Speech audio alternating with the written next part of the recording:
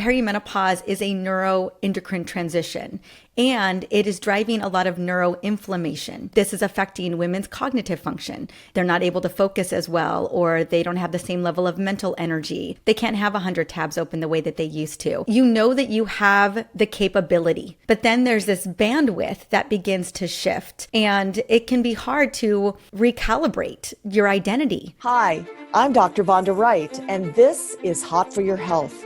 Join us for conversations on the bleeding edge of science, health, and culture as we bring you tech innovators, thought leaders, and the movers and shakers who are transforming science fiction into your new health reality.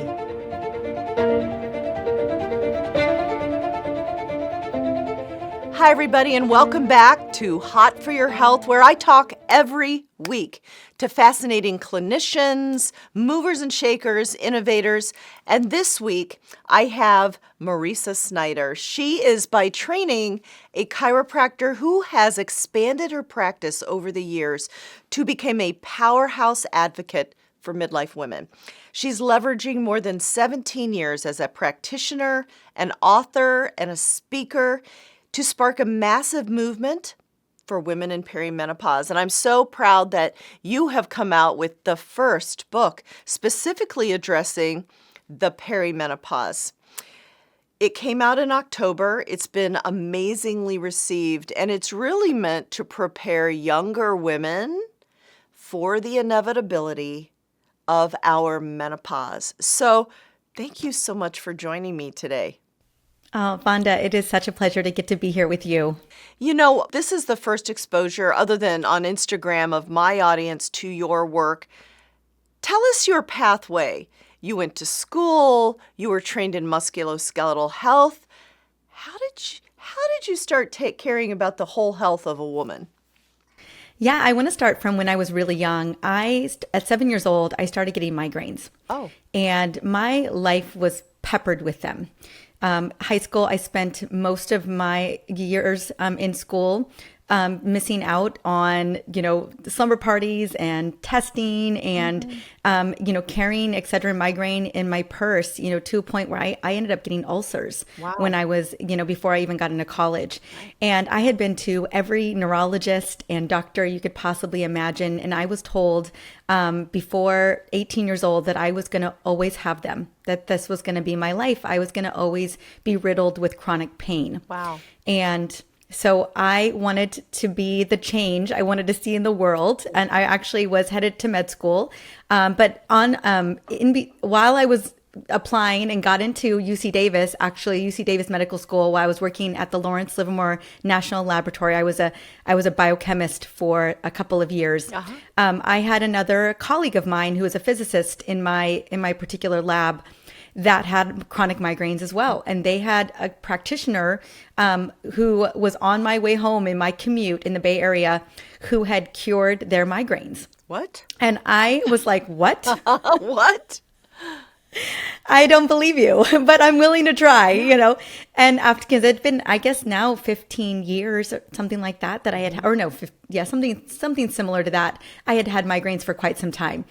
And went to this integrative practitioner. It was multiple practitioners. They were acupuncturists, upper cervical chiropractors, like all different types of providers. But it was a very integrative way of thinking about healing the body. Mm-hmm. And sure enough, after about 90 days, I was migraine free for the first time in almost my entire life.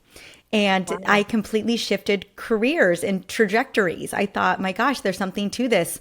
Like if I could heal children of their chronic pain, of their migraine pain, like sign me up. And so I shifted gears and went in a different direction. Finally got into practice in 2008. 2000. Yeah. Mm-hmm. And I had predominantly a midlife female practice. 95% of my patients were women in midlife who were struggling with chronic migraine pain. That was kind of my practice at the time. Mm-hmm. And I realized that many of these women, I didn't know at the time that it was perimenopause, but I knew that they were headed into menopause or they were in early menopause. And I started to notice that a lot of my patients were siloed. They had cardiologists, they had psychiatrists, they had orthopedic doctors. They were just being siloed in multiple different directions. but I knew that there was an underlying situation that was going on, and it was related to their hormones. And that was when I really started to shift gears towards women's health. So I've been working in women's health since 2009, give or take. And I shifted my entire practice to women's health about 2 years into my work, particularly when my mom was going through perimenopause. And I watched this very strong, vibrant woman become a shell of herself.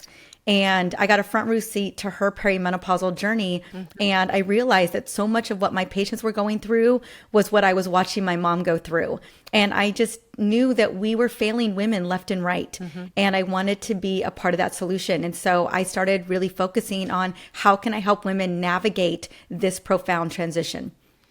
Well, you have saved a lot of lives in doing it and saved the suffering. I think women are enculturated to accept suffering, right? I mean, you did for 15 years with your migraines, but every period for some girls is painful. And we joke about it, but it's real, sometimes debilitating, right? Yeah. And then so many women, it must be true in your practice, come in and say, I have a really high pain tolerance. And, you lived through so many years of migraines. So did you feel like the luteal phase, the follicular phase, hormone rise and fall had to do with some of these migraines? And then as estrogen began to diminish, did the nature of migraines change? Or it was a completely separate source of your patients' migraines? The majority of my patients, either onset of migraines happened in the perimenopause transition. And they weren't necessarily connecting the dots. They just knew that in their 40s, all of a sudden they began to start having migraines. Yes, they were cyclical. Often they were in the late luteal phase or at the beginning of their cycle. So I do think that there was a connection, and that there is a connection between declining estrogen and also menstrual migraines. But also I find that perimenopause is a neuroendocrine transition, and it is driving a lot of neuroinflammation. And so I had camps where women were having menstrual migraines, but also where we just saw an uptick in overall migraines.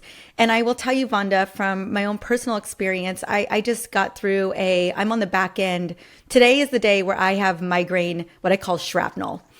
So I had a 2-day migraine over the last couple of days, and I now have a migraine hangover today. So since I've entered into perimenopause, despite all the things that I have done and known over the years, my migraines have significantly exacerbated since I've been in perimenopause. And so there is this, there's something that we just don't understand fully, is the immune system becoming a little bit more sensitive and kind of being haywired, particularly that neuroinflammation that happens in perimenopause, but also as it relates to declining estrogen levels or erratic estrogen levels in perimenopause. And this is why I was seeing it so much in my practice. And then a lot of my patients also had insulin resistance, and they were struggling with mood swings and weight resistance. And they were just a lot of, the frozen shoulder, neuromusculoskeletal issues. And so it was a cacophony of symptoms that were happening. They just happened to come to me with one of the many symptoms. So I think people maybe specifically or vaguely understand what inflammation is. Certainly if we take it as musculoskeletal as of spraining your ankle, or we know inflammation related to stress. But unpack a little bit what you mean by neuroinflammation and all the ways that manifests, because that might be a new term for people. Yeah, I love that. This is such an important question. And we're still kind of trying to understand what is going on. There was a study in the Journal of, I think it was the Journal of Neuroinflammation a couple years back, where we were looking at inflammasomes that were developing as a result of declining estradiol levels or erratic fluctuations of estradiol levels.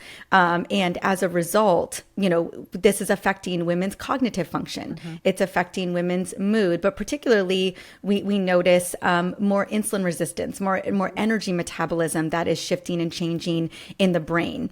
And so what women will notice as a result is they're not able to focus as well, or they don't have the same level of mental energy. They don't have the same capacity. So that's what women will notice in terms of symptomology. But what we are noticing in terms of the research and as clinicians is more so the brain being starved of energy, or the brain becoming, not so much obviously inflamed, but as a result, the brain not being able to function as properly as it used to. So I love that. Menopause. I love that word you use, capacity, because I can really identify that. When I was going through perimenopause, I mean, I've accepted being able to say this out loud. I'm an extremely high capacity person, capable of doing multiple things and thinking about multiple streams at once. But when you say your brain changes capacity, that completely resonated with me, because it was harder to keep track of things.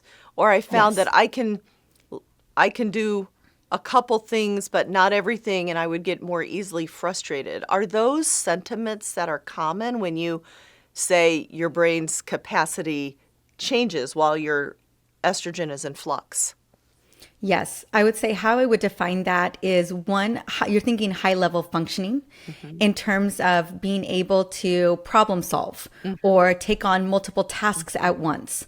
Women will notice that they're not able to they can't have 100 tabs open the way that they used to. They're not able to shift from task to task. And so they have to be much more focused in what they're doing. Women will also notice their mental energy. So they just don't have the same level of energy that they had to run through the multitude of things that they're doing every single day.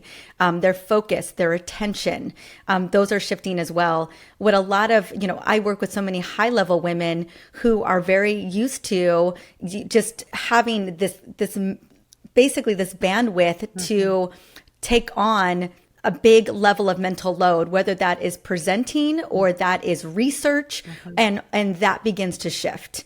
So those are all the things that I think women will notice in perimenopause, particularly as they're heading towards menopause, is that, wow, my brain isn't working the same way that it used to. Well, and I think that's so important, and I want you to reflect on this, that I was speaking to a big hospital system this morning about their group of leadership, and imagine women in their late 30s, 40s, 50s, in the peak of their career trajectory, I mean, straight peak, where there's no plateauing yet, dealing with this. I mean, it can be devastating for careers. Devastating, destabilizing. I'm getting together a podcast on the perimenopausal glass ceiling and how this is impacting not only are women whether they're not getting promoted or they are stepping out of their careers. Right. They are, so for a number of reasons. And mind you, it's not just cognitive changes, it's also the physical changes. But I would say that it is extremely destabilizing, where you know that you have the capability. You know you had it 6 months ago, you had it a year ago, maybe even 6 years ago. You know what you are capable of. Yeah. But then there's this bandwidth that begins to shift. And it can be hard to recalibrate your identity. Yeah. You're like, but this is who I used to be. Right. I'm not that person. Why is this shifting? And often it's without permission, like you said, in the prime of our lives, where we're having to renegotiate with what we have capacity and bandwidth for. And we have to get clear on what are those non-negotiables? What are the things that must get done? And what are the things that can get pushed to the wayside?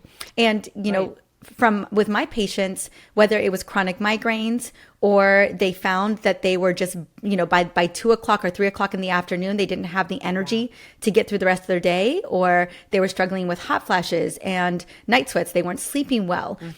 It just was having a compounding impact on, how they showed up in the world, the amount of work that they could do, and their level of productivity.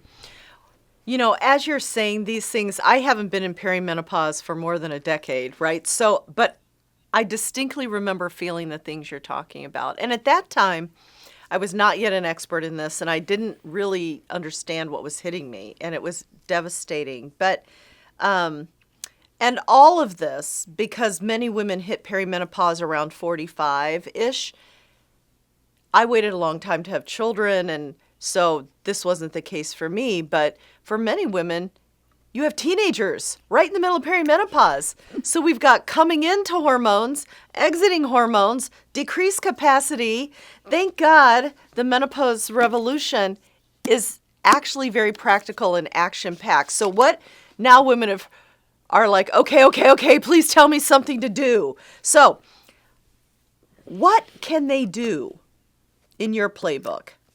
Yeah, I love this question. There are 7 pillars in the playbook. The first part of the book is really understanding. I don't know if this has happened for you, Vonda, especially in the last several years, as you've been speaking more and more into menopause, women asking you, is this perimenopause? Is this menopause? And so I think it's important that women understand what they're going through and connecting the dots between their symptoms and their future health outcomes. Because a lot of times, like as you mentioned earlier, is that we easily can dismiss ourselves. We can easily say, oh, well, this is just a time of chaos. I'll get through it.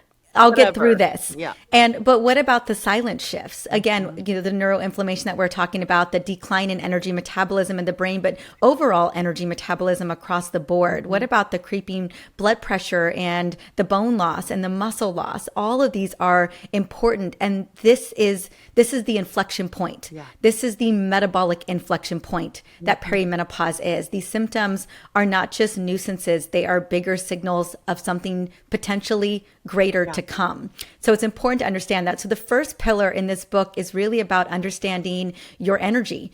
And one of the best ways that we can get a sense of our energy, our cellular energy, is through our blood glucose. And so I wanted women to understand what it looked like to be able to measure it.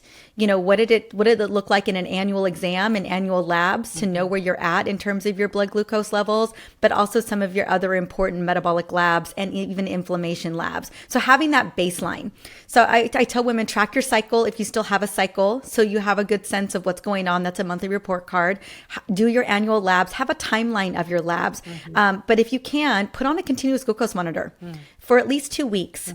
Let's measure. It's really hard to change what we are not measuring. Yeah. I love when women are wearing wearables. I think we're entering a time of bioobservability where we can look at our heart rate variability. We can look at our resting heart rate. We can look at our sleep score, and just that type of data can allow us to make real-time changes.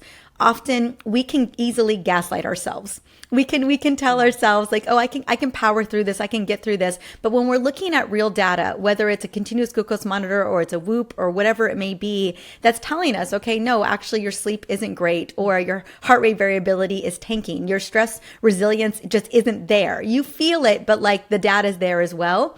We can take that information and we can make changes. So with the blood glucose piece, when we're looking at that, whether it's a fasting glucose or post-meal, postprandial glucose, we can see how is my sleep impacting my blood sugar and my cellular energy? How is my movement impacting my cellular energy? Also, what meals and what foods am I eating that could be driving that? Can I drink coffee by itself before I have a meal and it be fine with my blood sugar? Or do I need to pair it with something, before so this type of information can be really helpful, especially when the majority of my patients that I see today are creeping towards prediabetes or are prediabetic. And many of them don't know. I think it's like 84% of patients with prediabetes do not know they have it. Well, and often if they even know they have it, I have found that I don't think people take it seriously enough. I was going to say, yes, they don't understand the implications. They're like, oh, my doctor said just change my diet, walk more. But I feel like screaming from a mountaintop, if you do nothing, 70% of the time you will develop full-blown diabetes, which can lead to Alzheimer's. So prediabetes is diabetes. Yeah. As far as I'm concerned. Yeah. At that point. We know that by the time a woman has, I think the research, 108 milligrams per deciliter, we already know that is a risk factor for cardiovascular disease. And that is fasting, right? That's fasting. Yeah, sorry. Yeah, fasting. Yeah. Yeah, you know what? A few years ago now, actually, I put a CGM on for the first time to gather data, right? And see, I mean, I know that I'm very carb sensitive. I know when it's going to spike and come down. I know when it's going to I know it's going to take longer. I know what spikes my blood sugar in terms of activity. Oh my gosh, I am obsessed and I still wear one 2 years later. But I don't think you can underestimate the value of knowing. You cannot. And accountability, gentle accountability. Right, to yourself. Right? To yourself. Yeah. You know, I put a continuous glucose monitor on every quarter for accountability. And in perimenopause, the one thing I can guarantee is that you are changing. And so how I respond to blood sugar in my early 40s may be different to how I respond or how my blood sugar responds to my environment in my late 40s. Well, and isn't it interesting? That's so interesting you said that because I find it's related because I'm a data freak and I do these things and I have access. It's so related to, obviously, days in a gym. How many times did I lift weight? How I process my blood sugar. But even things like percent body fat. You know, if I go up a few percent body fat because I just happen to have a body composition in body in my office, it really changes how I process sugar. And so if you don't know, you can't change, right? No, exactly. Well, even sleep, Vonda, or travel.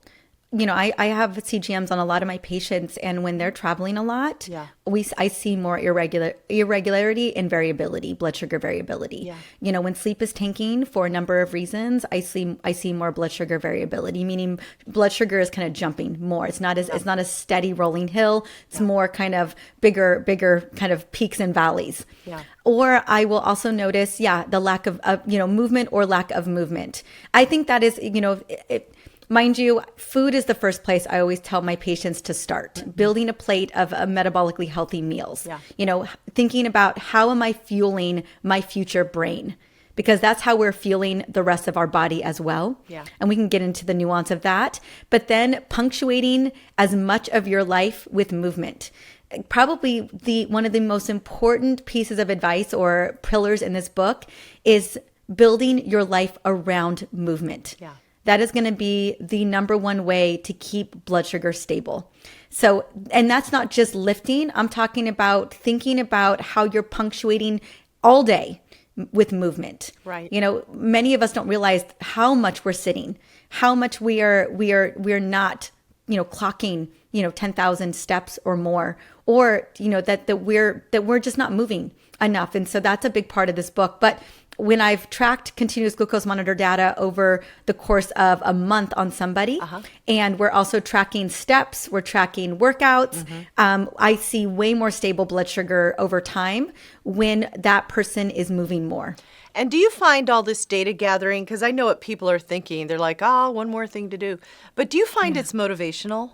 I find it extremely motivational. Yeah. And do your patients find it that way? Yeah. I mean, I have most of my patients, when we put a continuous glucose monitor on them for the first time, they're scanning that CGM probably 60 plus times a day.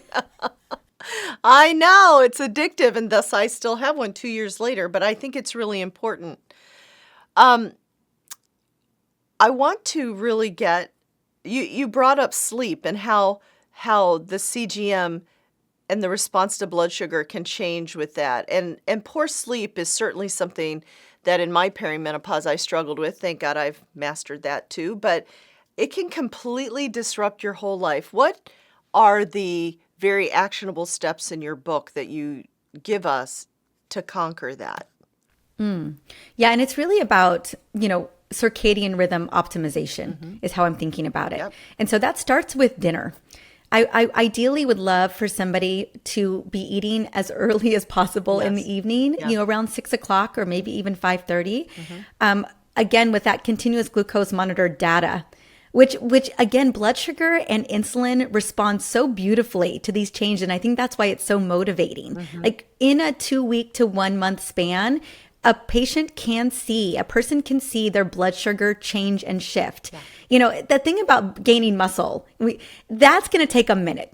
Like talk about a flex. At least a minute. Yeah. Yeah. We're talking many, many months. Like muscle is earned, and that is a commitment, and it's a lifelong commitment. There's no arriving Right. to that. It comes and goes, But people. It goes up, exactly. it goes down, depending on your activity. But with the blood sugar monitor, you can see some pretty profound change in about a month. Yeah. So I wanted to that's why it's so motivating. It's so like you think about some of the things that we're really committed to. Weight training is one of those. Like it's gonna be a while before you could be spending the entire year working on those gains. Whereas with the CGM, some of this data you can see shifting in a positive direction within a couple of weeks. So I think that's great. We eat at 5:30 or 6. We're like the blue plate special people. We are. Yes, in my house, we're like, I'm not going out to dinner because I eat at 5:30. So eating early, yeah. And what I've noticed over the years, looking at women and particularly in midlife, you eat, let's say salmon and salad, maybe some roasted potatoes at 6 o'clock, and blood sugar looks pretty good, especially if a little movement on the back end. That same meal at 8:30, you're going to see relative insulin resistance come into play, because again, we are diurnal beings. Cortisol is declining, melatonin is going up, insulin is also relatively going up, and so the sooner that we eat, we're going to be able to keep that blood sugar stable in the evening. Then, ideally, we have a 3-hour rest period, 2 to 3 hours between that meal. No alcohol, ideally as well, because not only will that wreck your blood glucose, but it's going to wreck your sleep. Yeah. Then I would say around 8:30, 9 o'clock, at the latest, we're kicking off that evening routine. Yeah. Whether that is a supplement stack or that is a tea that you are drinking, this is the time we're really setting the tone. Gone are the days where you can just race into bed. And fall Those asleep. Don't exist anymore. Yeah, it's not like that. That's over. So funny, because we were both in training. Weren't there days when you were still in training, like you could sit in a restaurant and fall asleep? I mean, I did at comedy clubs. Oh, yeah. Absolutely. But not anymore. Yes. So you have to set the tone. You have to have a ritual, right? Yeah, have your sleep supplements, have your magnesium, I take my omegas at night, like whatever that stack is. Like I always say, what is that trigger habit that kicks off the evening routine? This is where I always recommend putting the screens away, the blue light away, setting your bedroom as a sanctuary. So we don't have screens in our room, no TV in our room, black light curtains. Again, some of these things are one-time changes. Yeah. Lighting that's more amber or more ambient, so it's not harsh on your eyes. And then just, giving yourself a wind down. If your brain is racing at night, I recommend just dumping everything on paper so that it's not in your head, it's on paper. There's beautiful breath work, whether that's a 4-7-8 breath, or it's reading a good book. For me, it's reading. There's something about scanning a page that helps my brain. But also, the more consistent we are with our sleep routine, you are going to set up that sleep cue. For me, that sleep cue is 9:45. That's where it kicks. Yeah. And it's really like clockwork for me. And so I always say sleep consistency is one of the most important things that we can implement. Yeah. So my sleep, I go to bed at 10 and I'm up at 6. So that is my sleep cue. And I would say that your wake up time is equally as important as your go to bed time. And if you're needing a little bit more support, this is where things like oral micronized progesterone can come into play. Really good. I love it. I'm still cycling it right now, but eventually it'll be a continuous dose for me every single day. Yeah. Or it's a little bit of melatonin, or again, it's a sleep formula that you're using, or a tea, or whatever it is to help you find that thing, and then just be consistent. But I think it's important. The consistency is probably the most important thing I can bring to the table, because you will train your body, you will train your brain to get into a sleep schedule. And I got to tell you, I protect my sleep like nothing else. There could be a party at my house, and if it's my bedtime, I'm like, show yourself out, people, because it's that important. Yeah. But I love that the perimenopause revolution was really when we were talking about it at some conference. You're like, it's the first to market. So I think it's really important for people to pick up we could talk about it forever, but I know you've written it as a handbook, as a practical guide. If you had to tell perimenopausal women the non-negotiable strategy for future-proofing, what is that? The non-negotiable strategy is going to be community and connection. And if I could stack that, it is moving with your community. Yeah, my mom has been such an inspiration to me for many years. Again, after her perimenopausal journey, or at the end of perimenopause, she decided that she was going to rewrite her menopausal story. And she did it with strength and resilience. That woman has ran over 70 marathons and half marathons. She just ran a half marathon yesterday. And she's leaving. We're all going to Joshua Tree literally today to go hiking all week long.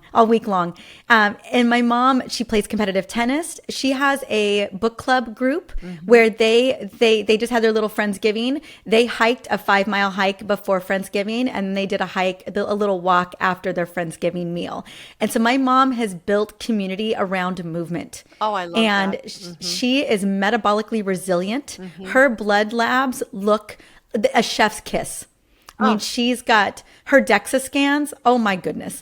Like and she's 65 years old and she is kicking butt and taking names, and she is doing it on her terms. And so if there's anything that you walk away from in this conversation today, it is not only building community, because that is going to future-proof your health, but that is building community around movement, around having a bestie that works out with you, playing tennis with your friends, going on hikes on the weekends. Gone are the days where we are getting together with our friends to drink wine and to go have dinner. We are moving with our friends. We are connecting with our friends.